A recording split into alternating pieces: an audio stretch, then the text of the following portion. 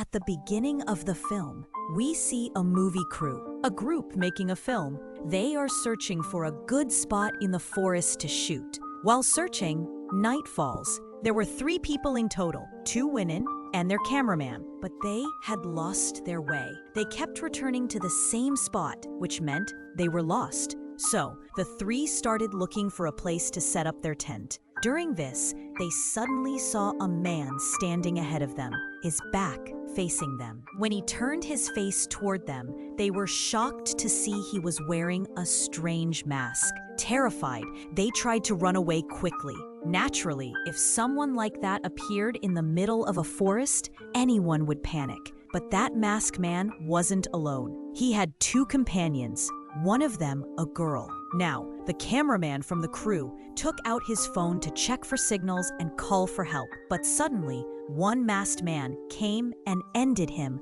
with the help of a chainsaw. Now, only 2 people remained in the crew, one woman and the cameraman. But they also didn't survive for long, because soon one masked man killed the woman and another finished the cameraman. They both met a terrible fate, and everything was recorded on the cameraman's own camera.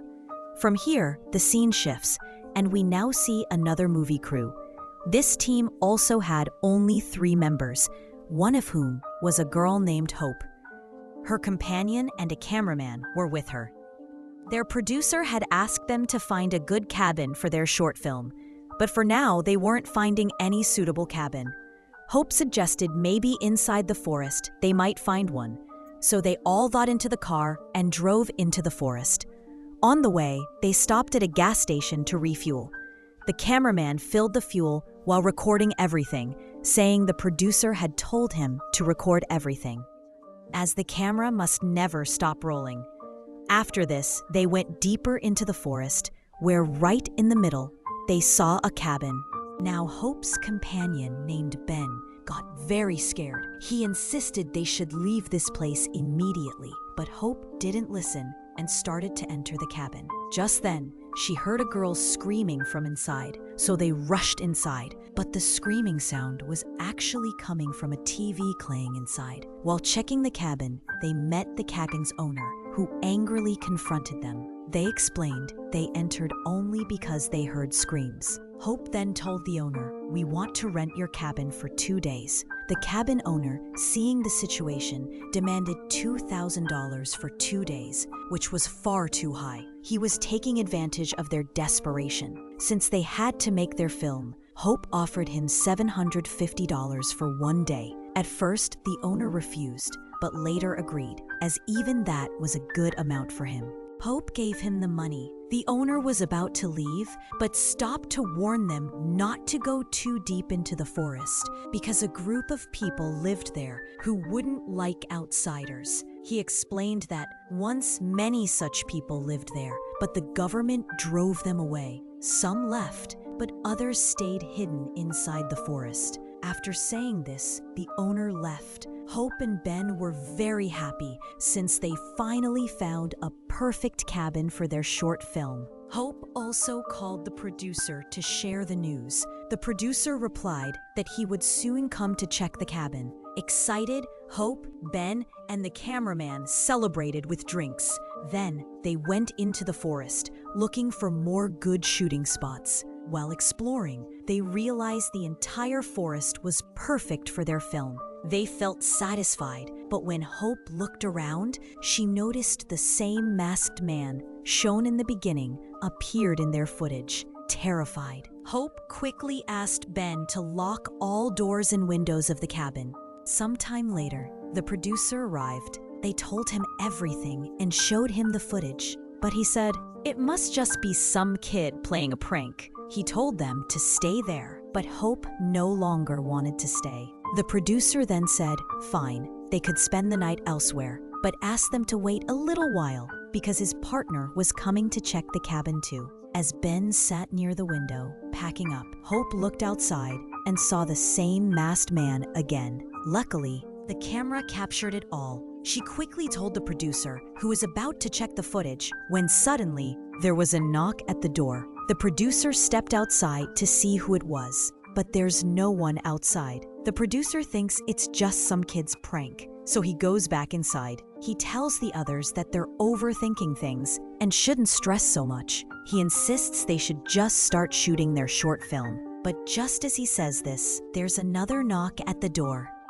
This time, the same 3 masked killers are standing there. The producer goes to them, trying to threaten them to leave, but they don't move an inch. Suddenly, one of them hits the producer on the head with a hammer, and blood pours out badly. The producer dies a painful death. The cameraman quickly grabs the camera and runs inside the cabin. Seeing what happened to the producer, the 3 of them are in shock. Soon they realize why there was no signal, because the masked killers had devices that blocked signals. The trouble keeps getting worse. Now the lights go out too. The masked killers wait outside for Hope, Ben, and the cameraman to come out. The group decides they need weapons to defend themselves, so they rush to the kitchen, grab knives, and also find some flashlights. They take whatever they can and move to another room. One masked man is standing outside.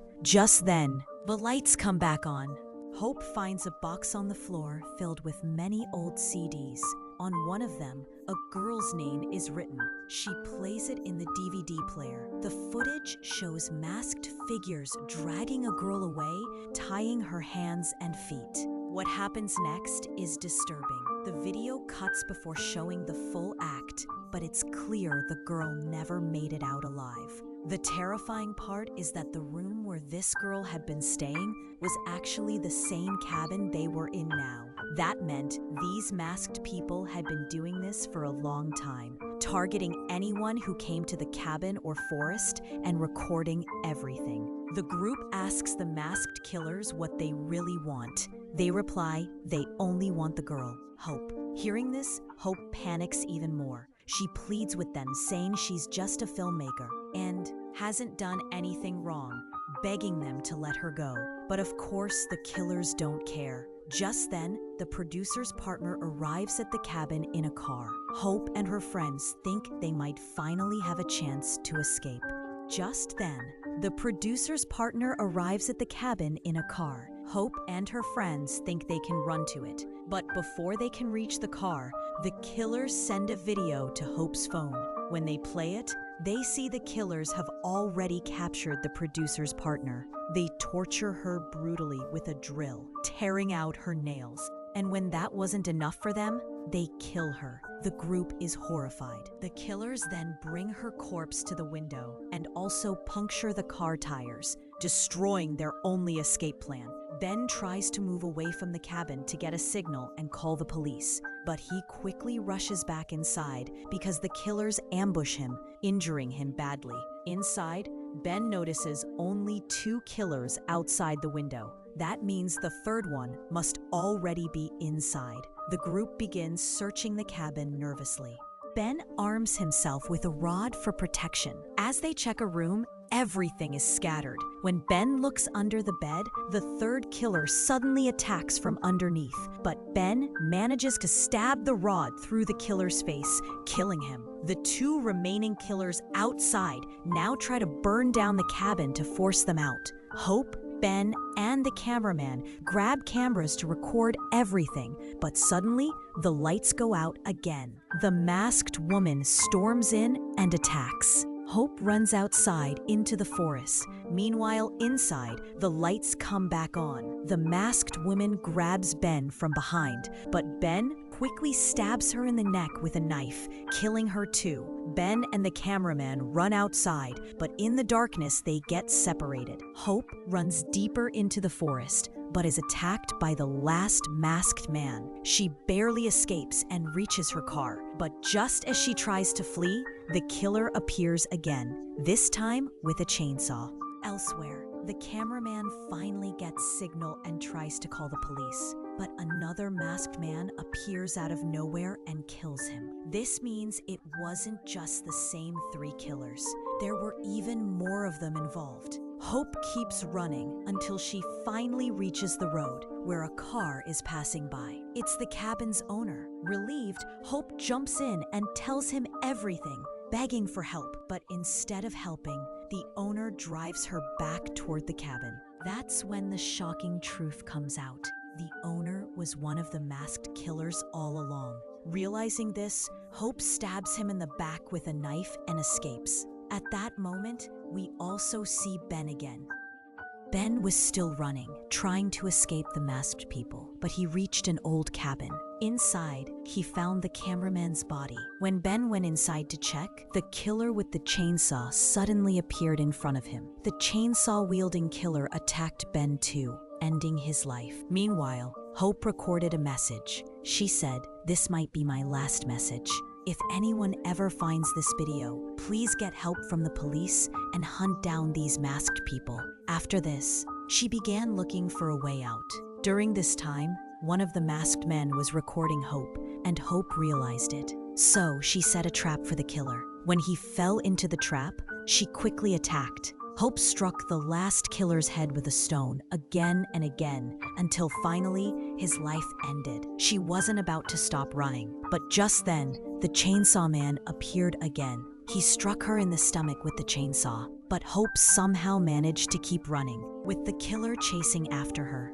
He found her again, but this time, Hope stabbed him in the chest with her knife, finally killing him. After that, we see a video recording of Hope's testimony. It was her podcast. She explained how her friends had been killed by the masked people and how she herself barely survived by facing them. She added that she now planned to make a big movie based on these events. After the podcast, Hope went home and fell asleep.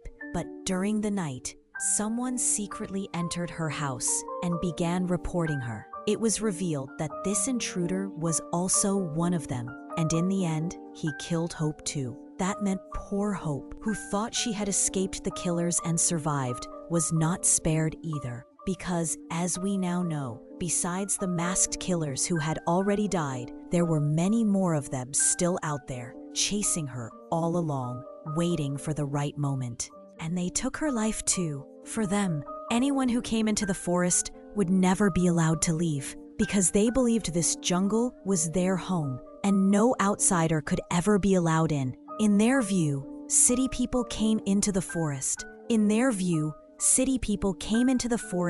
Destroying their land, their lifestyle, and their way of living. They couldn't tolerate it. So, according to them, they were only protecting their home, the jungle, but in a horrifying way.